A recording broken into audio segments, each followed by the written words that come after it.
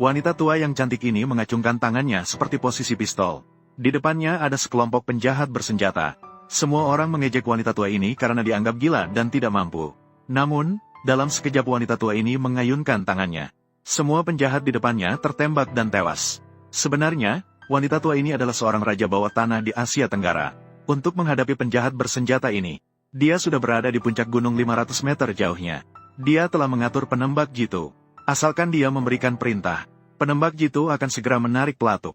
Setelah menyelesaikan penjahat ini, wanita tua ini mengatur seorang bawahannya untuk mentransfer 100 juta dolar dari penjahat. Semua ditransfer ke akunnya sendiri. Namun, setelah bawahannya menyelesaikan semua ini, wanita tua ini justru mengatur asistennya untuk menghilangkan bawahannya ini. Karena dia tahu betul melakukan hal ini. Semakin sedikit orang yang tahu, semakin baik. Menyimpannya hanya akan menimbulkan masalah lebih banyak. Setelah suara tembakan, bawahannya tertembak di dada dan jatuh ke jurang. Tanpa disadari, sebagai bawahan dengan kecerdasan super tinggi, dia sudah memperkirakan bahwa Tuan Hou tidak akan membiarkan ada yang selamat. Baru saja dia mentransfer 100 juta dolar AS ke akunnya sendiri. Dan dia telah menyiapkan seorang mayat di bawah tebing sebelumnya. Ketika seorang mayat perlahan-lahan muncul ke permukaan air, Tuan Hou pikir dia pasti sudah mati. Namun pada saat itu, tiba-tiba muncul pesan kegagalan misi di komputer. Baru pada saat itu, Tuan Hou baru menyadari bahwa dia telah ditipu oleh bawahannya. Marah, dia menembaki mayat itu dengan sembarangan. Tanpa disadari, bawahannya sudah melarikan diri sejak lama. Agar tidak terdeteksi oleh Tuan Hou bahwa dia masih hidup, bawahannya sengaja pergi ke sebuah rumah sakit bedah plastik di Jepang untuk operasi plastik. Memutuskan untuk mengubah penampilan, menikmati kebahagiaan finansial dengan identitas baru. Setelah melalui beberapa tindakan medis dari dokter, dia dengan lancar berubah menjadi seorang pria yang mirip dengan Wu Yanzu. Bahkan ibu kandungnya pun tidak mengenalinya. Dia mengira itu adalah perubahan identitas. Dia bisa hidup dalam kemewahan dan kekayaan. Namun, saudara kembar laki-lakinya mengetahui bahwa dia telah dibunuh. Dia tidak percaya apapun yang dikatakan sebagai kenyataan. Untuk mencari kebenaran tentang kejadian ini, dia menggunakan identitas adiknya. Dia pergi ke kota adiknya. Namun, tak disangka saat dia turun dari pesawat dan tiba di tempat tinggal adiknya, dia langsung dihadapkan dengan seorang wanita yang menodongkan pistol ke kepalanya. Kemudian, dia memukul dan menciumnya. Tanpa dia sadari, wanita itu sebenarnya adalah saudara kembarnya. Pacarnya selama 7 tahun. Baru saja melarikan diri dari penjara. Melarikan diri dari penjara yang tinggi biasanya membutuhkan cara yang paling sederhana. Gadis ini pertama-tama mengalahkan penjaga penjara. Ketika penjaga penjara menyerangnya dengan sikat gigi, dia dengan sengaja membiarkan sikat gigi itu menusuk tubuhnya sendiri. Karena hanya jika dia terluka, dia bisa dibawa ke rumah sakit untuk pengobatan. Ketika dokter dan perawat pergi, dia langsung mencabut jarum suntik. Kemudian, dalam detik berikutnya, dia berhasil membuka borgol dengan ajaib. Setelah penjaga penjara merasa ada yang tidak beres, gadis itu sudah menghilang tanpa jejak. Tanpa disadari, gadis itu sekarang berada di belakangnya. Setelah melarikan diri, gadis itu segera pergi ke rumah pacarnya untuk mencarinya. Dia langsung mencium dan memukulinya.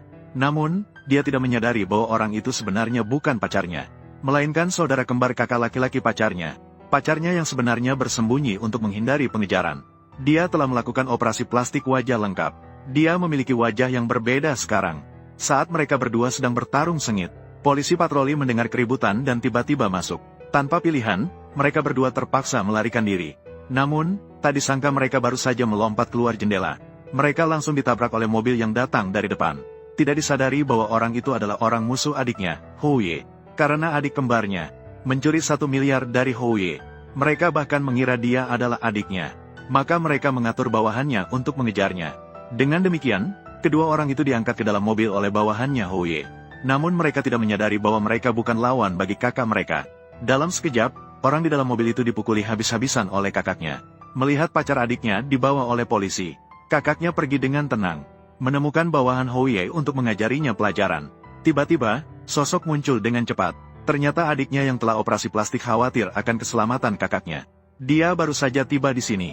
Setelah kedua saudara itu sampai di tempat yang aman, kakaknya langsung memukul adiknya dengan 1 pukulan. Dia mengeluh mengapa adiknya begitu egois. Hanya demi 1 miliar dolar, dia bahkan meninggalkan pacar dan keluarganya. Dalam keputusasaan, adiknya terpaksa mengungkapkan jika tidak ada uang, hidup akan menjadi sesuatu yang tidak berarti. Kakak langsung pergi ketika marah. Tanpa disadari, Hou Ye sudah mulai mencurigai identitas adiknya. Karena melalui sidik jari adiknya, mereka menemukan pemuda yang telah melakukan operasi plastik ini. Sebenarnya dia adalah bawahan yang mencuri 100 juta darinya. Untuk menghilangkannya sepenuhnya, Houye langsung mengatur orang-orang untuk mengejar adiknya. Pria ini digantung oleh geng dan dimasukkan ke dalam air. Karena dia mengalihkan 100 juta dolar dari bos besar. Untuk memberinya pelajaran yang baik, bos besar mengatur bawahannya untuk melemparkan beberapa belut ke dalam air. Diikuti dengan kejang yang hebat. Pria itu terpukul oleh listrik hingga merasakan sakit yang tak terperi. Dia juga ingin mengembalikan uang kepada bos besar. Namun sekarang dia tidak bisa mengeluarkan uang sedikit pun. Karena dia telah memberikan uang ini. Dan bukti kejahatan dengan Houye telah dia serahkan kepada pacarnya sebelumnya. Jika polisi mengetahui hal ini, Houye akan ditangkap dan diadili. Namun ketika pacarnya menemui kepala polisi dengan bukti, dia malah dipukul polisi dengan satu pukulan. Ternyata kepala polisi sudah dibeli oleh Tuan Hou. Setelah itu, kepala polisi membawa gadis itu menemui Tuan Hou untuk mendapatkan hadiah. Uangmu sudah saya kembalikan padamu. Bagus sekali. Setuju. Tanpa mereka sadari, sebuah kelompok polisi yang berkeadilan sedang menuju ke sini dengan mobil. Ternyata gadis itu sudah tahu sejak dulu bahwa kepala polisi sudah dibeli oleh Tuan Hou. Akan membawanya bertemu dengan Tuan Hou. Maka mereka menggunakan umpan untuk memancing lokasi Tuan Hou. Setelah menyadari situasinya tidak menguntungkan, Tuan Hou masih ingin melarikan diri.